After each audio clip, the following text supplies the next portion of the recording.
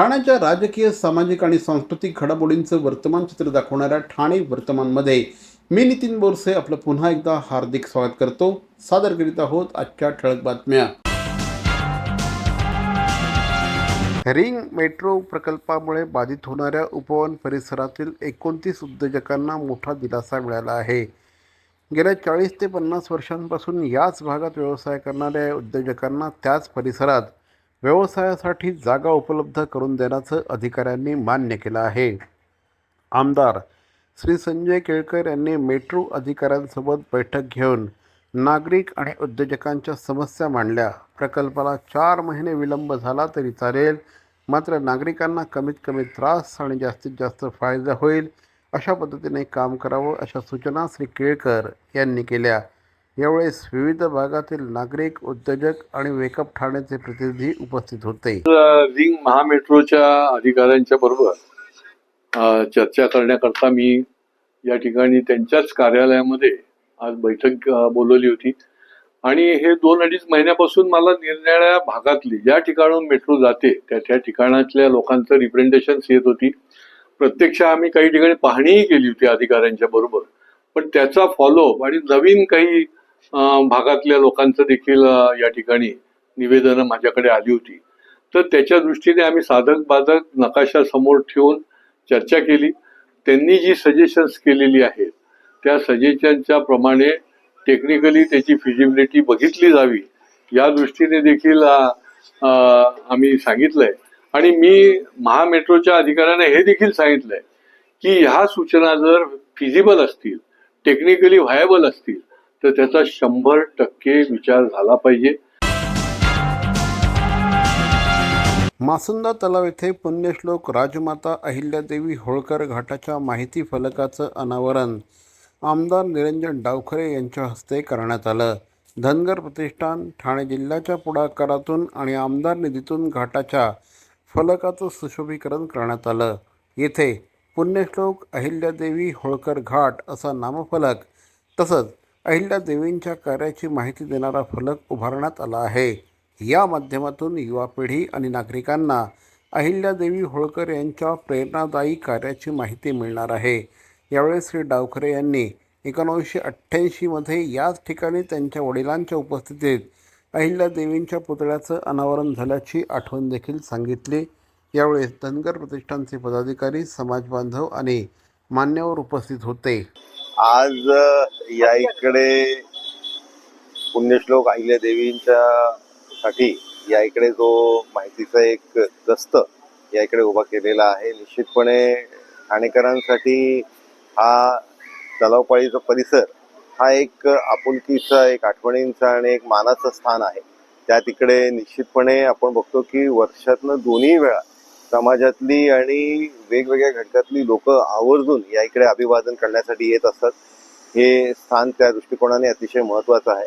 त्याचबरोबर 1988 साली डावखरे साहेबांच्या हस्ते या इकडे पुण्यश्लोक अहिल्यादेवींचं पुतळा या इकडे अनावरण करण्यात आलं होतं आणि आज या इकडे या दस्तचं मला माझ्या निधीच्या माध्यमाने करण्याची संधी समाजाच्या वतीने भेटली. मी खरंच स्वतःला भाग्यवान समजतो की समाजाने ही संधी दिली. त्याच्यासाठी मी मनापासून समाजाचे आभार मानतो. आज पुण्यश्लोक अहिल्यादेवी होळकर यांची तारखेप्रमाणे आज पुण्यतिथी आहे आणि त्यानिमित्त आमदार निरंजन डावखरे यांच्या आमदार निधीतून या ठिकाणी सुंदर असा पुण्यश्लोक अहिल्यादेवी होळकर घाट आहे.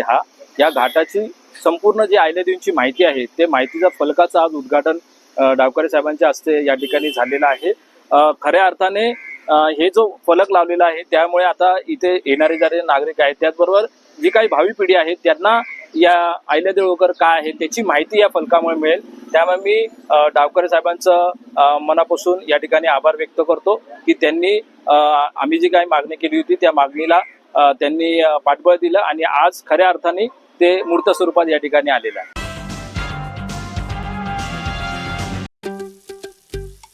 दादा, दात घासताय ना, मग पाणी का वाया घालवताय? ताई, भांडी घासा नाहीतर फोन पहा, पण नळ का चालू ठेवलाय? अंघोळ झाली ना करून, मग शॉवर चालूच. कपडे धुताय पण पाणी वाया जात आहे त्याचं काय? गाडी अशी धुत आहे आणि उद्या पाणी कायमचं संपलं तर? पाण्यासाठी किती जणांची वणवण होते. कित्येक कुटुंबांना तर पाणी मिळतही नाहीये. पाणी बोलत नाही, पण आपण त्याची किंमत जाणली पाहिजे. पाण्याचा अपव्यय टाळा, परिस्थिती भीषण होऊ शकते. प्रत्येक थेंब जपा, पाणी वाचवा. पाणी ही निसर्गाची देणगी आहे. पाणी निर्माण करता येत नाही. पाण्याची बचत हीच पाण्याची निर्मिती. ठाणे महानगरपालिकेतर्फे जनहितार्थ जारी. CP Goenka International School, nurturing talent at young age for scholastics, sports and performing arts in global perspective. Proud to have world toppers and country toppers in 10th standard Cambridge examinations. Ranked the best emerging school by the Times of India for personality over percentage. CP Goenka is the intelligent choice.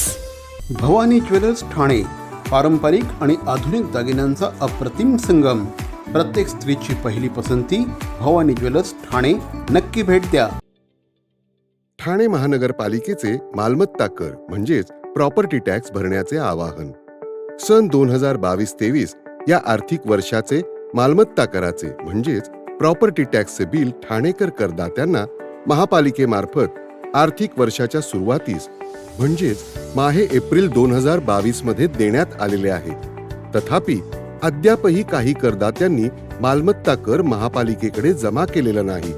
सध्या आर्थिक वर्षाचा अंतिम टप्पा सुरू झाला आहे. मालमत्ता कर वसुलीसाठी महापालिकेतर्फे कडक कारवाई हाती घेण्यात आली आहे. या अंतर्गत जंगम मालमत्ता, टीव्ही, फ्रीज, वाहन व इतर जप्त करणे तसेच स्थावर मालमत्ता वॉरंट बजावून जप्त करण्यात येत असून मालमत्तेचा जाहीर विक्रीद्वारे लिलाव करून कराची रक्कम वसूल करण्यात येत आहे. मालमत्तेस पाणी पुरवठा करण्यात येणारे नळ संयोजन खंडित करण्यात येत आहेत. त्याचप्रमाणे थकीत मालमत्ता करावर 2% व्याज आकारले जात असल्याने भरावयाची रक्कम वाढत आहे. आपला मालमत्ता कर propertytax.thanecity.gov.in या लिंकद्वारे तसंच गुगल पे, फोन पे, पेटीएम याद्वारे ऑनलाईन पद्धतीने करण्याची सुविधा उपलब्ध करून दिली आहे. शनिवार, रविवार व सार्वजनिक सुट्टीच्या दिवशी नागरिकांना मालमत्ता कर भरणे सोयीचे व्हावे याकरता महापालिकेचे मालमत्ता कर संलग्न कार्यालय या दिवशी कार्यान्वित ठेवण्यात आलेले आहे. तरी मालमत्ता कर वसुलीची अप्रिय कारवाई टाळण्याच्या दृष्टिकोनातून मालमत्ता कर भरून महापालिकेस सहकार्य करावे. धन्यवाद.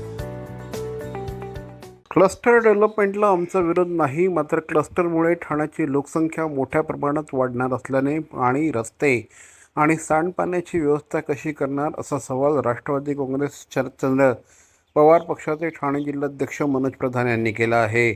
क्लस्टरसाठी सुमारे 1500 हेक्टर क्षेत्रात 8 FSIने विकास होणार असल्याने शहराची लोकसंख्या 5 पट वाढू शकते असं त्यांनी सांगितलं. सध्या शहरातच 31 MLD पाण्याचा तुटवडा असल्याचा दावा त्यांनी केला. काळू आणि शाई धरणांचं पाणी ठाण्यात आणण्याबाबत तातडीने निर्णय घेण्याची मागणी देखील त्यांनी केली. मोठ्या प्रकल्पांमध्ये नागरिकांचा सहभाग आवश्यक असून सुविधा उपलब्ध करून देण्याचा आराखडा तयार केल्यानंतरच क्लस्टरची अंमलबजावणी करावी अशी भूमिका श्री मनोज प्रधान यांनी मांडली आहे. क्लस्टरच्या विरोधात आम्ही आहोत का? तर क्लस्टरच्या विरोधात आम्ही नक्कीच नाही. शेवटी ठाण्यातले गोरगरिबांना, झोपडीत राहणाऱ्यांना, अधिकृत इमारतीमध्ये राहणाऱ्या, अनधिकृत इमारतीमध्ये राहणाऱ्या आणि ज्या बिल्डिंग कधीही पडू शकतील अशा प्रकारच्या बिल्डिंगमध्ये जर क्लस्टर होत असेल आणि परत त्यांच्या स्वप्नाची घरं मिळत असतील तर त्याला विरोध करायचा काही कारण नाही. पण काही गोष्टी ह्याची चर्चा झाली पाहिजे आणि प्रामुख्याने म्हणून मी आपल्या सगळ्यांना आज या ठिकाणी आमंत्रित केलं. सर्वात प्रथम म्हणजे आपण साधारण 8चा FSI त्यांना देतो. जर क्लस्टरमध्ये आपण 8चा FSI दिला तर मला असं वाटतं की भारतामध्ये एक रेकॉर्डच होईल की एवढा FSI आपण त्यांना देतो. त्यांनी होणार असं आहे की 1500 हेक्टर म्हणजे साधारण 3000 एकरच्या वरती हे डेव्हलपमेंट होणार आहे 42 क्लस्टर्समध्ये.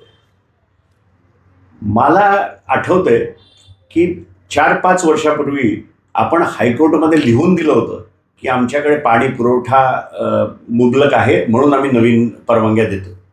एक PI आली होती, त्याचं उत्तर ॲफिडेव्हिटवर महानगरपालिकेने हे दिलं. आज जेव्हा महासभा झाली तेव्हा महासभेत आयुक्तांनी उत्तर दिलं की आपण 31 MLD शॉर्टेज पर डे आपल्याला आहे. आणि असं असताना आपण भले फेज वाईज आता 6 क्लस्टर सुरू केले असतील, पण 42 क्लस्टरमध्ये साधारण 3000 एकरचं डेव्हलपमेंट करतोय, 8च्या FSIनी करतोय. म्हणजे तुम्ही विचार करा की किती पट लोक या ठाणे शहरात राहायला येतात. आणि मग जर ठाणे शहरामध्ये आत्ता जी राहणारी लोक आहेत त्यांनाच जर आपण पाणी देऊ शकत नसू, त्यांच्या जर आपण सांडपाण्याची काही आपल्याकडे व्यवस्था नसेल, आपल्याकडे रस्ते नसेल, आपल्याकडे कित्येक गोष्टीची कमी आहे, त्याच्या जर 5 पट लोक ह्या शहरात ह्या भागात राहायला आली तर त्यांची काय अवस्था होणार आहे हा प्रश्न सगळ्या ठाणेकरांनी विचारला पाहिजे. तर मंडळी, या होत्या आजच्या ठळक बातम्या ठाणे वर्तमानमधून. आम्ही ठाण्याच्या राजकीय, सामाजिक आणि सांस्कृतिक घडामोडींचं वर्तमान चित्र दाखवण्याचा प्रयत्न करतोय. अर्थातच आपल्या सहकार्याची गरज आहे, तेव्हा आमच्याशी जरूर संपर्क साधा. आमचा पत्ता आहे Dadoji Konde stadium, shop number 16, Khattan road, Thane पश्चिम. दूरध्वनी क्रमांक 9820939420. तर मग पुन्हा भेटू उद्या याच वेळी याच ठिकाणी ठाणे वर्तमानमध्ये. तोपर्यंत धन्यवाद. जय हिंद, जय महाराष्ट्र.